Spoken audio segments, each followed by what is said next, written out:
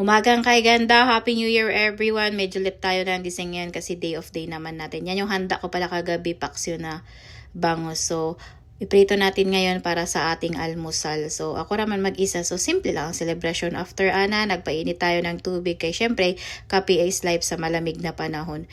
Look at the view outside, kakabsat. Walang masyadong tao, napakatahimik. Kung sa Pilipinas pa na, Diyos ko Lord, daghan na nagsurang-surang sa gawas. So, diri sa Canada, murag normal days ko na lang. So, ganyan lang kasimple yung celebration ko sa New Year. Celebration ko lang yan guys ha, hindi lahat. Kaya syempre ako lang naman mag-isa. So, after Ana, naghugas tag plato. So, grabe ang Pilipinas. Brand out sila. Nakatulog na lang ako sa kaantay. Pag gising ko, yun pa din. Oh my goodness. So, ang tanong, nakapaputok na ba ang lahat kay Dering Dapita asta ng tiganga? So, hapon na naman. Happy New Year everyone. Thanks for watching. Bye-boo!